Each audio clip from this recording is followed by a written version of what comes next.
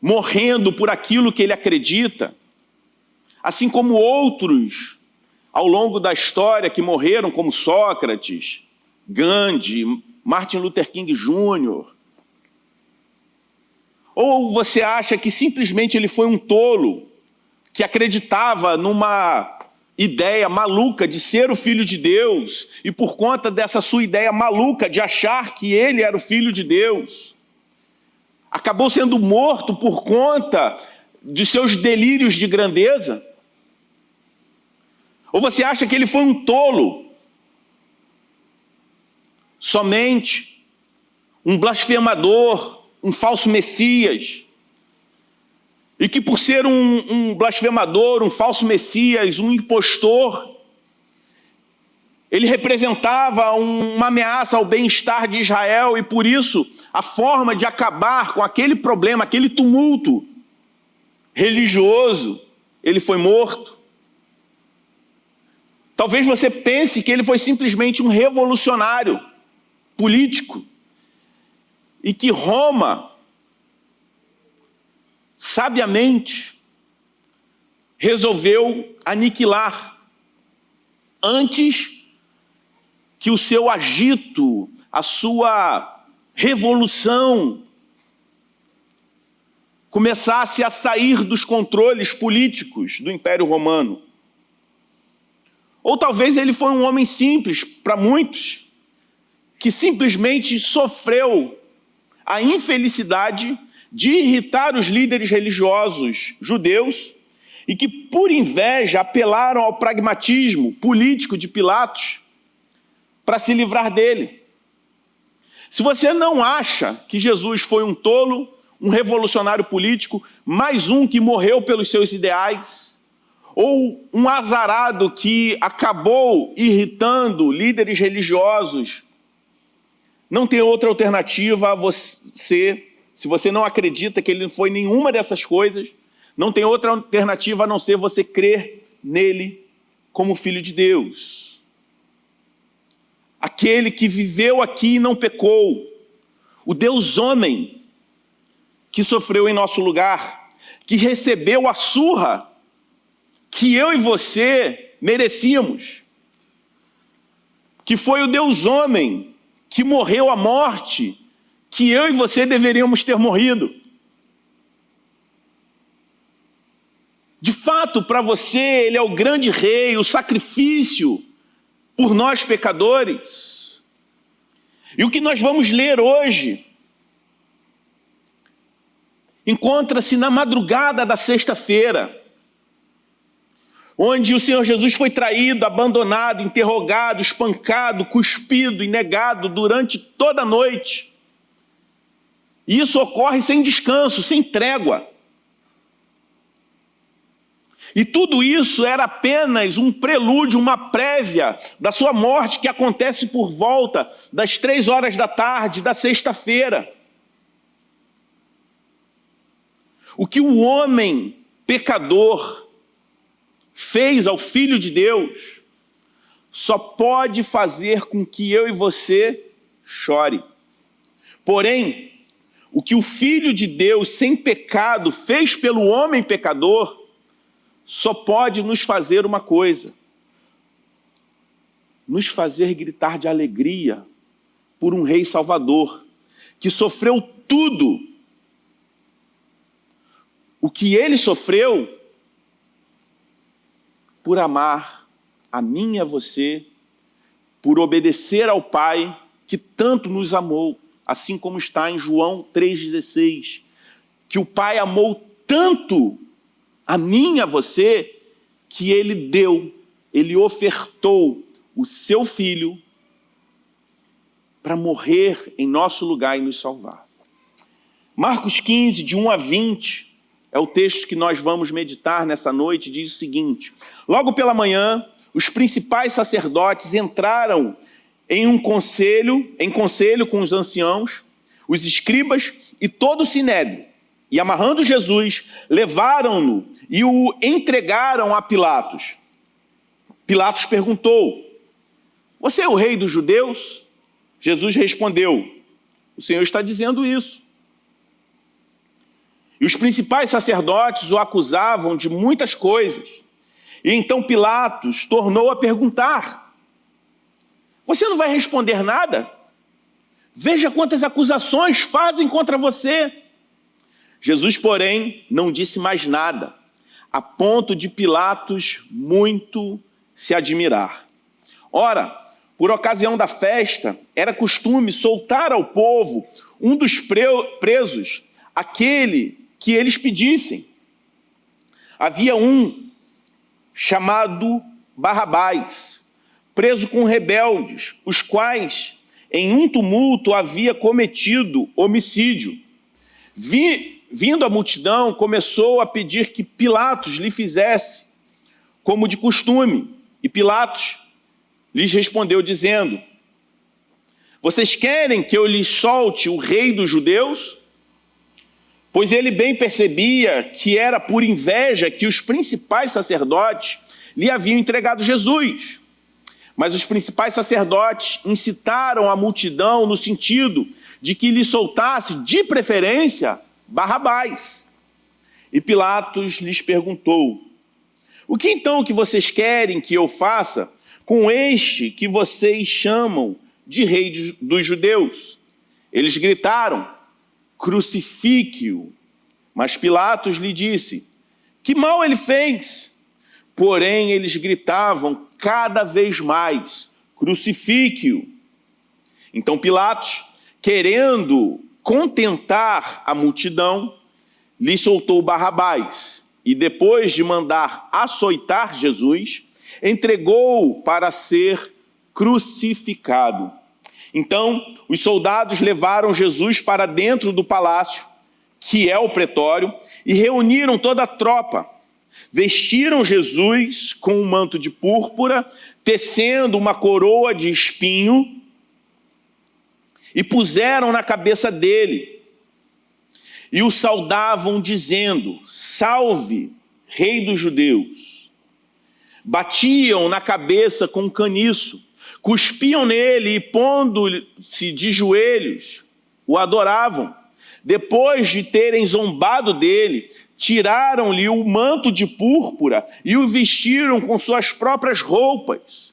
Então, conduziram Jesus para fora a fim de o crucificar. Essa é a palavra de Deus para nós. Esse fato nos remete a um outro relato no Evangelho de Marcos, que nós meditamos lá no início da série. Você lembra, há meses atrás, quando eu preguei, você que está acompanhando essa série toda, o episódio em que Jesus anda sobre as águas em meio à tempestade? Naquela época, quando eu estava estudando o texto para preparar o sermão, uma coisa me chama a atenção. O fato narrado nesse texto de Jesus caminhando sobre as águas ocorre logo após a primeira multiplicação de pães e peixes. Nessa multiplicação, Jesus alimenta uma grande multidão. E logo depois de Jesus alimentar essa grande multidão, após Jesus realizar o milagre, Jesus manda os discípulos pegarem o barco em direção à tempestade. E enquanto os discípulos vão para a tempestade, por que Jesus caminha sobre o mar? Porque Jesus não vai com eles nesse primeiro momento. Jesus faz o quê? Ele vai para o monte orar. Mas existe uma observação nesse texto muito interessante que explica o porquê Jesus mandou os discípulos para uma viagem de barco rumo à tempestade e por que ele foi para o monte orar. O texto diz, lá no início do Evangelho de Marcos, que aquela multidão que teve a sua fome saciada com pão e peixe, queria coroar Jesus à força. Quando Jesus se torna um provedor do alimento material, do pão e do peixe, a multidão começa a nutrir expectativas políticas em relação a Jesus. Olha só, esse que está trazendo para nós pães e peixes. A realidade era o quê? De dominação do Império Romano sobre o povo de Israel. E o que o povo mais almejava era o quê? Um libertador político. E quem seria o melhor libertador, a não ser aquele que era capaz de prover pão, aquele que era capaz de acabar com a fome.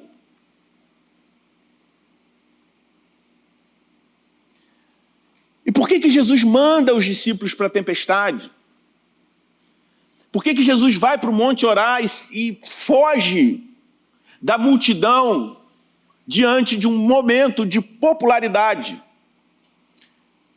Jesus queria livrar os seus discípulos da tentação de igualmente ver a ele como um libertador político, assim como a multidão começou a enxergar. E por que eu estou voltando nesse fato? Porque esse fato está ligado diretamente com o que ocorre em Marcos 15, de 1 a 20, como nós acabamos de ler. O que nós vemos aqui é uma grande troca. A grande troca.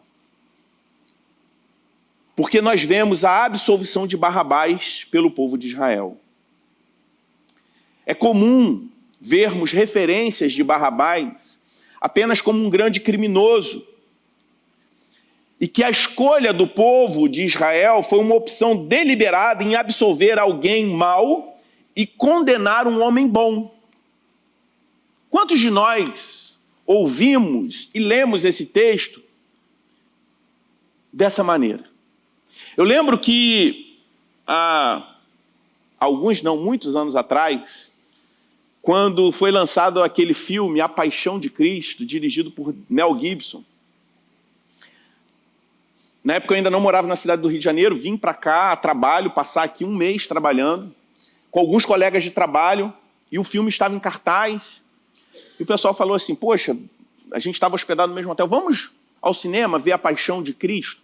Eu lembro que uma das pessoas da equipe que estava comigo aqui trabalhando, saiu de lá e falou o seguinte, esse filme tinha que ser proibido, porque que povo mau! O povo de Israel mandou Jesus para a cruz e libertou um criminoso. Como se eu e você estivéssemos lá, como se a gente não fosse fazer a mesma coisa. Talvez para não entender quem era Barrabás.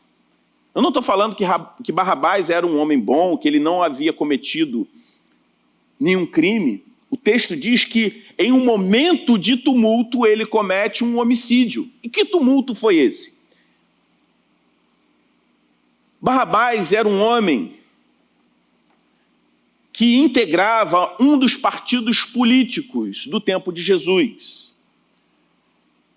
que lutava contra a dominação romana, denominada zelote, ou seja, Barrabás era um zelote, uma espécie de libertador político, que praticou um crime em nome da libertação do seu povo. Em nome da libertação do seu povo, diante de um tumulto, pela luta pela libertação, ele matou alguém. Quantos de nós já nutrimos admiração por heróis da história que na sua história, na sua luta, em algum momento, tiveram atitudes parecidas e ainda assim nós continuamos admirando porque talvez o seu crime foi em nome de algo maior e até mesmo a pessoa que morreu nesse embate era alguém que lutava contra ideais que são preciosos para você. Barrabás era uma pessoa assim, que apesar de homicida, para o povo de Israel que sofria com a dominação romana, era um herói.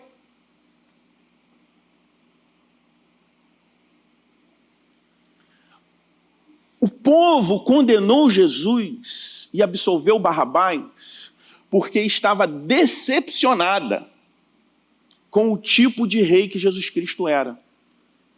A expectativa do povo de Israel era a expectativa que começou no coração daquelas pessoas lá na primeira multiplicação de pães e peixes.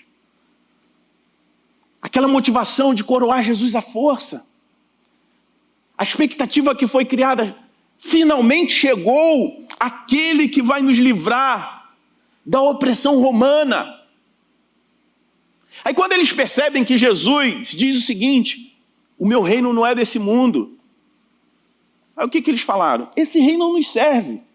Barrabás, como um militante, é mais útil para nós do que um rei que não serve para os nossos ideais, para a nossa libertação da dominação romana. O povo de Israel estava diante de um rei, de um Messias que o salvaria eternamente. Mas eles queriam um libertador político. Por isso eles preferiram Barrabás a Jesus. Quando eles perceberam que o mestre não era a figura que eles desejavam. Essa é a motivação da grande troca. E durante essa grande troca, nós vemos algumas atitudes de Jesus. E essas atitudes se comunicam conosco a respeito não só da sua identidade, mas também da sua missão. E a primeira atitude de Jesus que nós vemos é o silêncio. O silêncio do rei diante das acusações e o espanto de Pilatos em relação ao seu silêncio. Nós vemos que o Sinédrio ele agiu rapidamente para levar adiante o caso de Jesus, afinal de contas, eles tinham pouco tempo. Jesus tinha que ser morto na sexta-feira à tarde, antes das 6, que era a virada, o pôr do sol e a virada do dia, e começava o sabá do judeu, e mais ainda, era o sábado de Páscoa. Um criminoso não poderia ser morto no sábado, muito menos num dia de festividade. Eles queriam que Jesus fosse executado antes do início do sábado, do sabá, antes da sexta-feira à noite, ao pôr do sol. E Pilatos, ele tinha sido, era um governador cruel e severo, que desprezava os judeus e gostava de agonizá-los. Aparentemente, Pilatos tinha o destino de Jesus em suas mãos. Ele poderia fazer ali o que ele quisesse. Por isso Pilatos pergunta a Jesus: você é o rei dos judeus, como está lá no versículo 2?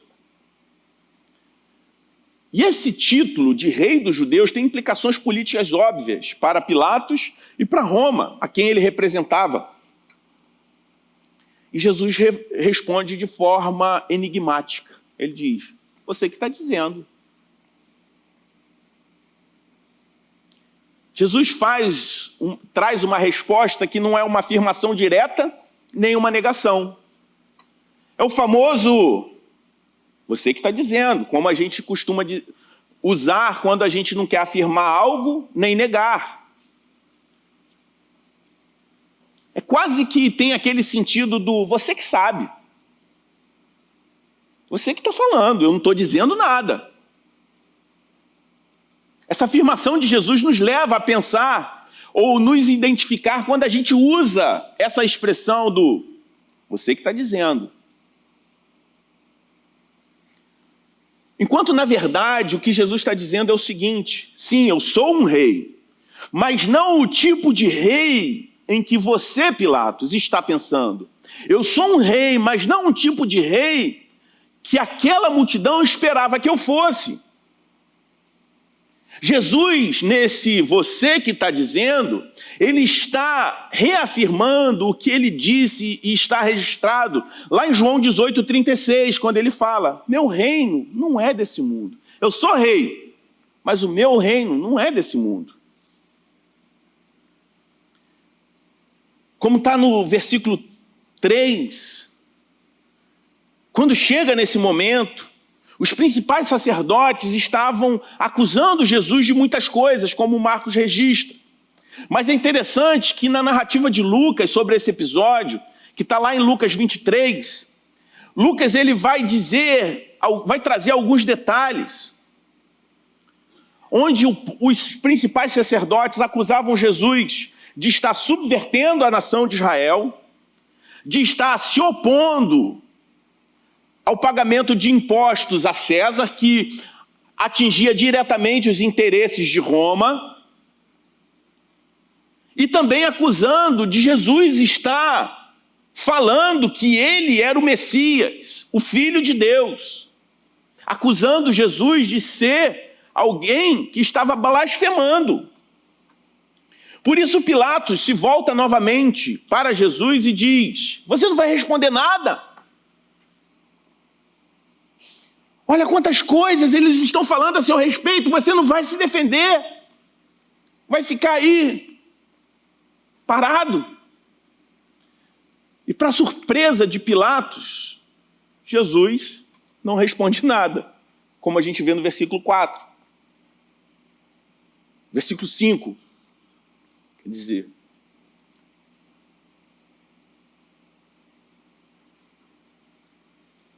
Pilatos, ele não entende a reação de Jesus.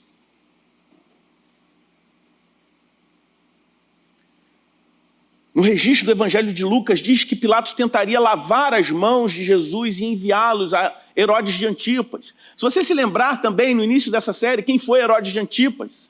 O assassino de João Batista, aquele que mandou executar João Batista, permitiu que ele fosse morto. E Jesus também não diria uma única palavra ao assassino de João Batista. E então, o que ele faz? Ele joga suas pérolas aos porcos. Ele não joga suas pérolas aos porcos, quer dizer.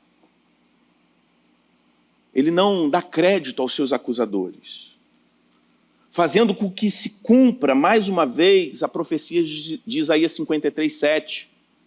Ele foi oprimido e humilhado, mas ele não abre a sua boca. Aqui está o silêncio do grande rei diante de seus acusadores. E aqueles homens pecadores só podem ter uma reação diante do seu silêncio: assistir com espanto ao rei que decide não se defender, decide não usar nenhuma palavra para sua própria defesa. E o seu silêncio o leva para onde? Para a cruz. E olhando para o silêncio do rei, isso nos leva a refletir sobre nossa vida diária. Quantas vezes eu e você enfrentamos acusações, justas ou injustas? E independente de serem justas ou injustas, nós somos compelidos à defesa diante de acusações. Quando é injusto, a acusação é injusta, é óbvio que a gente vai tentar se defender. Mas a nossa natureza diante de acusações justas também é a autodefesa. Não de dizer que não aconteceu, embora muitas vezes a gente se depare em situações assim, onde diante de uma acusação justa, o acusado ainda assim tenta se defender, tentando negar algo que é fato.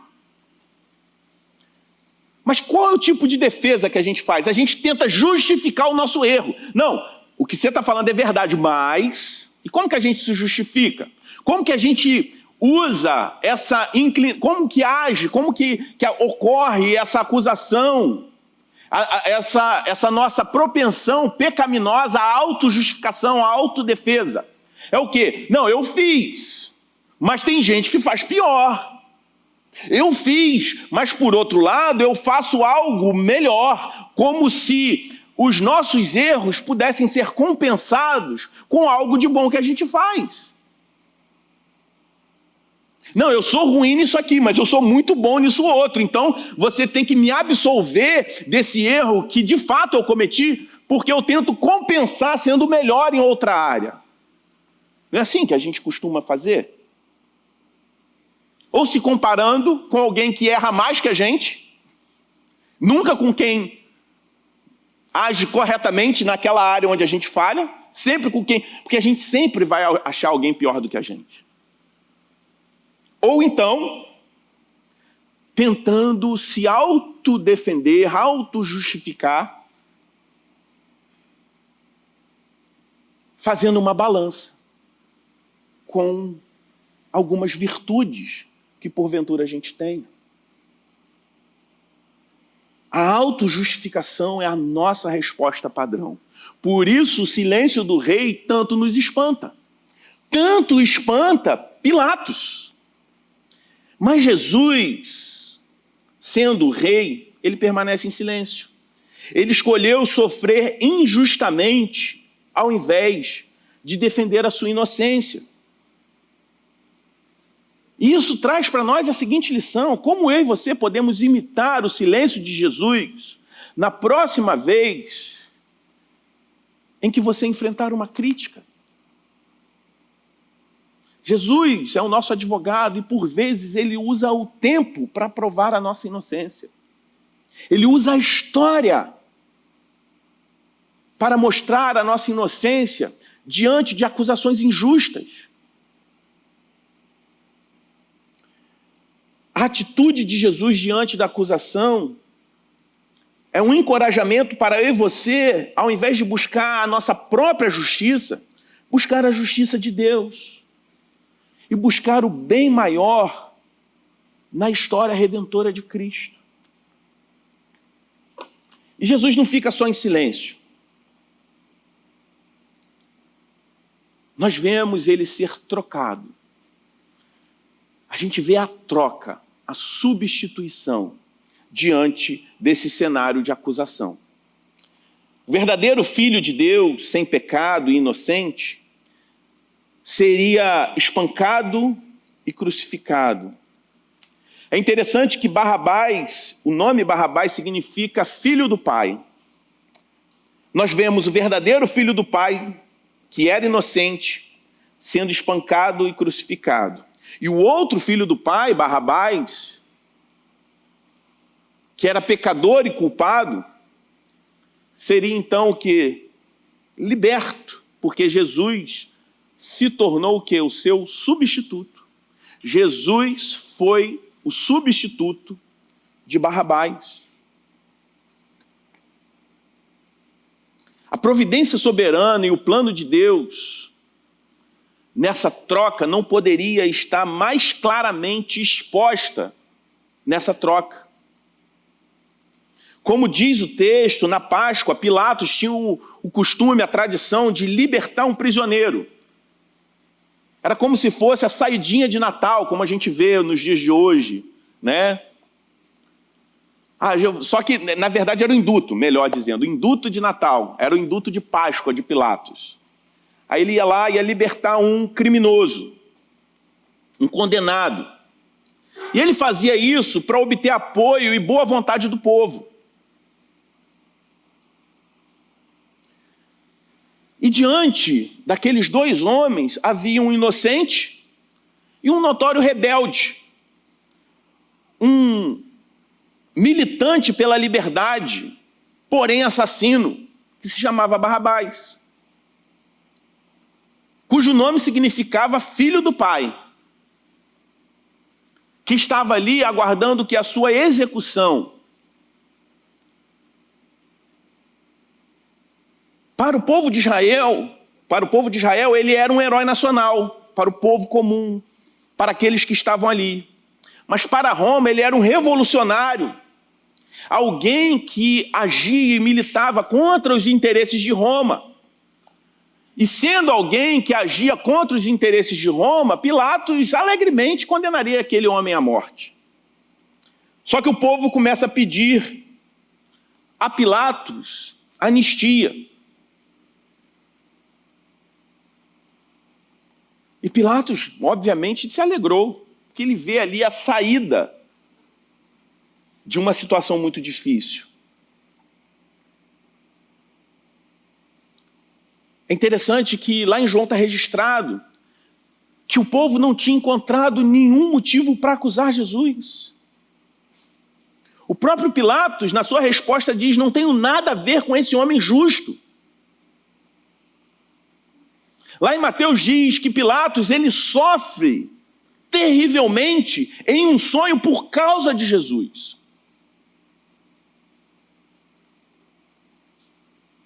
No versículo 10, nós vemos o relato de Pilatos admitir que ele sabia que Jesus estava sendo preso por inveja. Por isso, Pilatos, então, lá no versículo 9, ele pergunta: vocês querem que eu solte o rei dos judeus para vocês? Se o povo aceitasse a opção de Pilatos, Pilatos poderia libertar um homem inocente. E as coisas não ocorrem como ele imaginava, porque diante dele estava um inocente. Mas a gente sabe que o plano de Deus estava transcorrendo exatamente como o Senhor pretendia.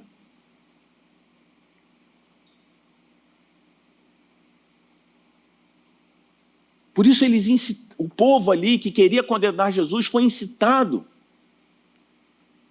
a pedir a libertação de Barrabás. E Pilatos, ele não só pergunta quem deveria ser solto, como pergunta qual tipo de pena o povo esperava que ele aplicasse.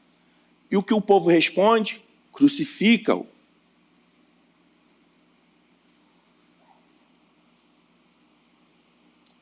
O desejo do povo é exposto.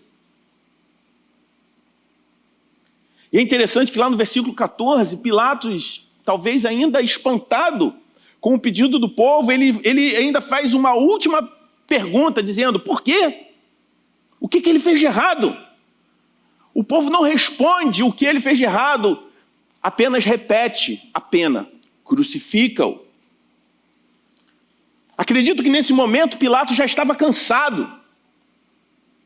Por isso ele lava as mãos publicamente, como é registrado lá no Evangelho de Mateus, e aceita a responsabilidade pela execução do rei. Jesus era inocente, mas foi declarado culpado. Barrabás era culpado, mas foi tratado como se fosse inocente. E Jesus morre em seu lugar. Assim como Jesus também morreu no meu e no seu lugar. Para que numa reviravolta surpreendente, nós pudéssemos realmente nos tornar filhos do mesmo Pai Celestial que Jesus era filho. Sem saber, os líderes religiosos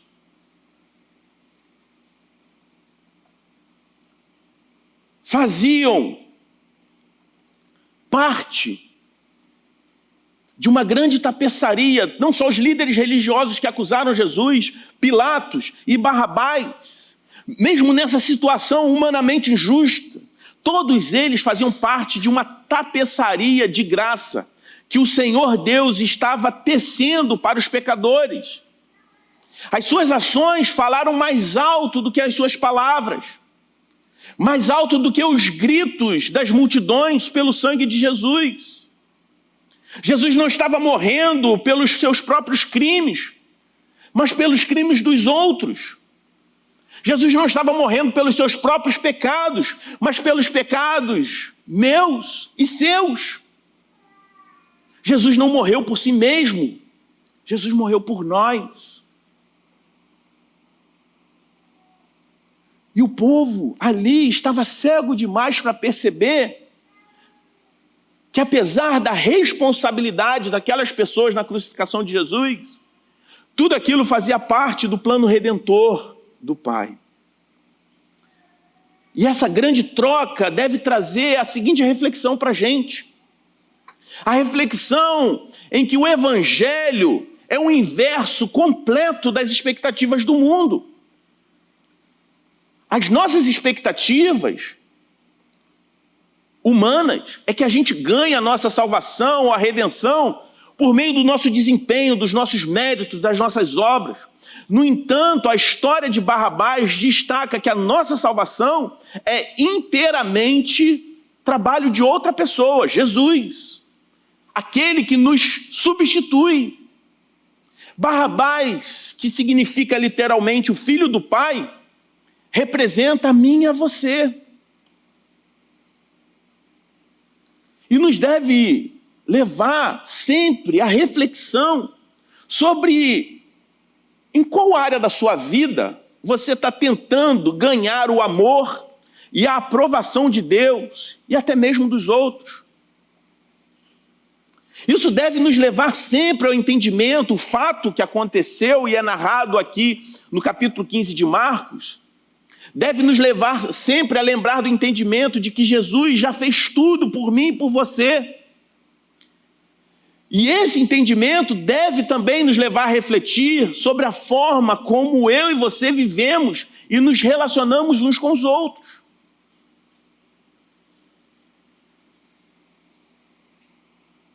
É o relato do inocente morrendo por um culpado. A grande troca aponta para a grande troca que foi feita na cruz. Jesus foi o nosso substituto. Ele não foi somente substituto de Barrabás ali. Ali é uma imagem explícita da substituição de Jesus Cristo na cruz por nós. E diante da grande troca, nós vemos o último ato desse episódio, que é o sofrimento. O sofrimento do rei, que enfrentou dor e vergonha, como nós vemos nos 5 últimos versículos que lemos, do 15 ao 20. No registro do Evangelho sobre a paixão de Cristo, a ênfase não recai sobre o sofrimento de Jesus, por maior que esse sofrimento tenha sido. A zombaria aqui é claramente destacada, mas o foco maior está na agonia espiritual. Quem esteve no retiro, na primeira mensagem do pastor Henrique Calado, ele fala sobre isso. O que de fato levou Jesus Cristo a suar gotas de sangue, ao ele estar prestes a encarar a realidade da desconexão com o Pai ali na cruz. Mas apesar disso, nós não podemos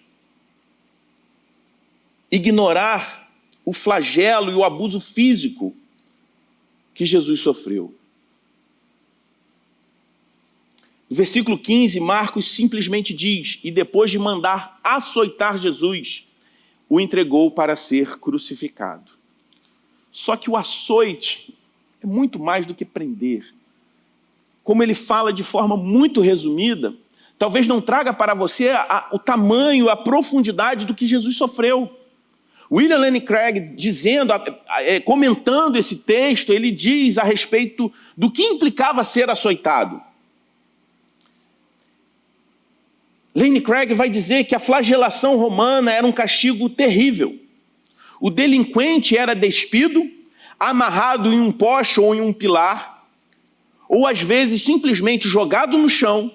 Ele era espancado por vários guardas até que a sua carne ficasse pendurada em pedaços sangrentos no seu corpo.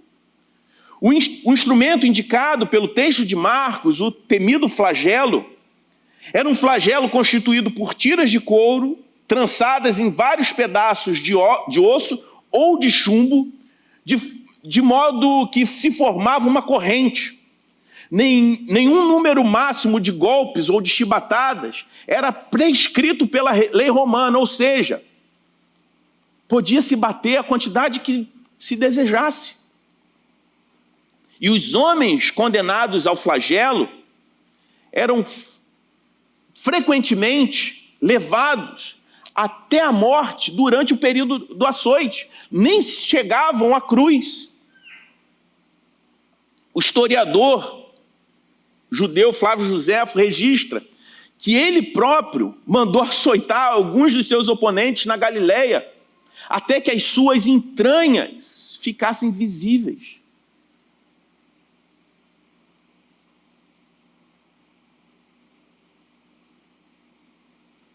após esse espancamento com alto risco de vida, o texto diz que eles convocaram toda a tropa. E uma tropa totalizava cerca de 600 soldados romanos. O texto diz que eles vestiram Jesus com um manto cor de púrpura, provavelmente uma vestimenta militar desbotada, para apontar de forma debochada, uma falsa túnica de realeza. Eles teceram uma coroa falsa de espinho, pressionaram na cabeça de Jesus, representando ali a maldição de Deus sobre a humanidade pecadora, sendo colocada, depositada sobre o Filho de Deus. Eles começam a zombar de Jesus novamente,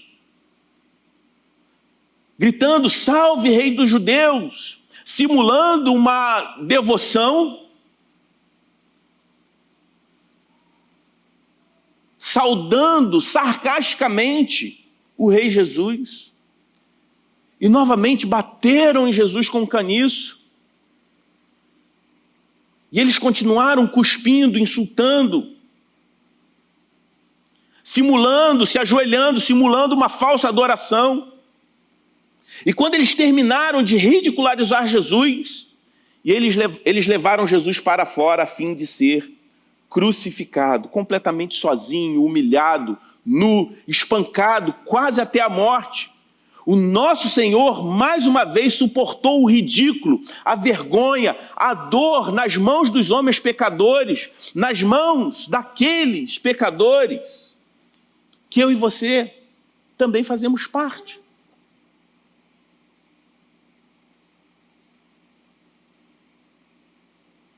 E como o sofrimento de Jesus comunica conosco? O preço do amor foi o sofrimento. Nós vemos no sofrimento de Jesus o preço do amor. O sofrimento de Jesus na cruz é a manifestação suprema do amor sacrificial de Deus por nós. A cruz nos mostra que o amor de verdade sempre custa algo àquele que ama. Por isso deve nos levar a refletir a respeito das nossas próprias vidas, sobre onde eu e você estamos sendo chamados a amar sacrificialmente. Como nós estamos amando os nossos irmãos em Cristo, as nossas famílias, e até mesmo os nossos inimigos, como nós somos convocados a amar. O sofrimento de Jesus deve nos levar a refletir sobre o sofrimento de Jesus por mim e por você, e nos impulsionar a amar os outros da mesma maneira sacrificial. O sofrimento de Jesus deve também nos levar à reflexão quando eu e você nos sentirmos envergonhados pelos nossos pecados. Devemos ser levados ao arrependimento. E diante da vergonha, da acusação, devemos nos lembrar que Jesus já carregou essa vergonha na cruz por mim e por você. Portanto, pecadores arrependidos não devem ser esmagados pela culpa e pela vergonha, porque Jesus carregou isso na cruz por mim e por você, amém? Quando nós olhamos para a cruz, nós vemos a aceitação de Deus por nós, como nós fomos aceitos por Deus. Eu quero caminhar para o encerramento dizendo que a grande troca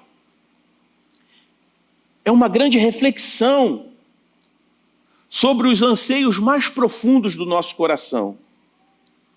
Uma reflexão sobre quão frequentemente nós buscamos satisfação em coisas temporais e nos esquecemos da verdadeira riqueza que Jesus Cristo nos oferece. Enquanto nós vivemos em um mundo onde somos constantemente bombardeados por mensagens que nos dizem que nós precisamos de coisas temporais para sermos felizes, completos, bem-sucedidos. E assim como os israelitas, nós nos deparamos a estar escolhendo outros Barrabás. Escolhemos frequentemente a Barrabás nas nossas vidas diárias. Quando nós trocamos Jesus por outras coisas temporais que supostamente vão nos trazer o sucesso, a felicidade, o prazer. Quando nós priorizamos carreiras, status social, riqueza, ou até mesmo boas causas políticas, acima da nossa relação com Deus, estamos fazendo exatamente a mesma coisa que a multidão fez. Estamos preferindo os libertadores temporais ao verdadeiro Salvador eterno. Imagine por um momento uma balança. De um lado, temos todas as coisas desse mundo que pensamos que nos trarão satisfação, sucesso, reconhecimento, prazer, conforto. Do outro lado, nós temos Jesus, a personificação da verdade, da graça e do amor eterno. Quantas vezes eu e você permitimos que o lado da satisfação mundana desça pesadamente, obscurecendo nossa visão de quem Jesus Cristo realmente é e o que Ele representa para nós.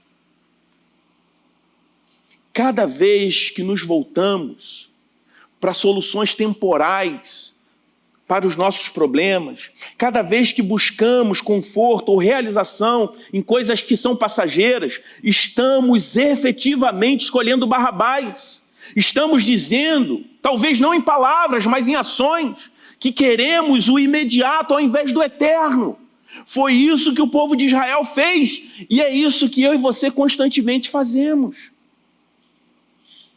Eu não estou dizendo que nós não devemos lutar por justiça, que conforto e felicidade nesse mundo não deva ser buscado em algum grau. No entanto, isso significa que eu e você precisamos constantemente reavaliar as nossas prioridades. Porque no final, é a graça transformadora de Jesus que nos traz a verdadeira liberdade, a verdadeira paz, a verdadeira alegria. A grande troca desafia a mim e a você sobre a reflexão, sobre todos os momentos onde nós escolhemos algum tipo de Barrabás para nós. A minha oração é que a gente reconheça isso nesses momentos, que possamos nos voltar para Jesus, entendendo e aceitando plenamente o papel de Jesus em nossas vidas, não como um libertador, um realizador de desejos temporais, mas como o nosso Salvador eterno, o nosso Redentor, porque somente através de Jesus nós encontramos a verdadeira satisfação e o verdadeiro propósito. Jesus sofreu uma injustiça, meu irmão e minha irmã, um insulto que eu e você deveríamos ter sofrido. Jesus experimentou a vergonha e a dor que eu e você deveríamos ter experimentado. Jesus suportou a culpa e a maldição que eu e você deveríamos ter suportado. O grande rei foi torturado e morto para que eu e você pudéssemos viver. A história de Jesus diante de Pilatos e da multidão é muito mais do que uma narrativa histórica. É uma reflexão do coração humano e de nossas tendências em colocar os nossos desejos temporais acima da verdade eterna. Hoje, eu e você somos constantemente tentados a moldar Jesus à imagem que nós desejamos. Desejamos um Jesus que se alinhe aos nossos ideais políticos, sociais, culturais. Mas o verdadeiro Jesus desafia as nossas noções e nos chama para uma verdadeira transformação. Tal como Barrabás foi um libertador político por causa do sacrifício de Jesus, nós também somos libertos dos nossos pecados e falhas. Porque Jesus veio para ser um rei muito maior do que um rei político. Ele veio para ser o rei dos nossos corações. Ele sofreu em silêncio, enfrentou injustiças, zombarias. Tudo para que eu e você pudéssemos ser redimidos e transformados.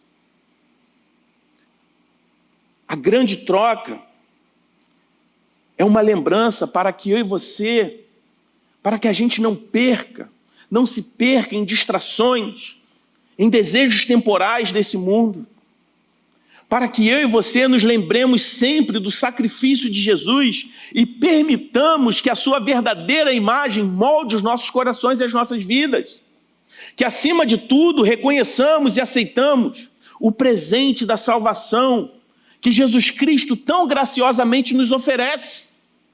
Porque é apenas através de Jesus que eu e você podemos encontrar a verdadeira liberdade, o verdadeiro propósito e a eterna esperança. Amém? Vamos orar? Pai amado, nós te louvamos, porque o Senhor enviou Jesus Cristo, o grande Rei, para ser o nosso verdadeiro libertador, aquele que nos liberta eternamente e nos liberta da escravidão, de qualquer promessa temporal de satisfação, de sucesso, de bem-estar, de conforto. Porque sabemos que quando somos alcançados pela tua graça, nos tornamos teu povo e vivemos nesse mundo na expectativa de algo muito maior, de novos céus e nova terra, onde nenhuma injustiça vai nos alcançar, onde o sofrimento não vai nos alcançar. Obrigado, Senhor, por essa bendita esperança. Se porventura há pessoas aqui que até esse momento não viviam sob essa perspectiva eterna, que o Senhor possa fazer a obra nesses corações e que eles possam ter um encontro maravilhoso com o grande Rei, o grande libertador Jesus Cristo. Essa é a nossa oração no nome de Cristo. Amém.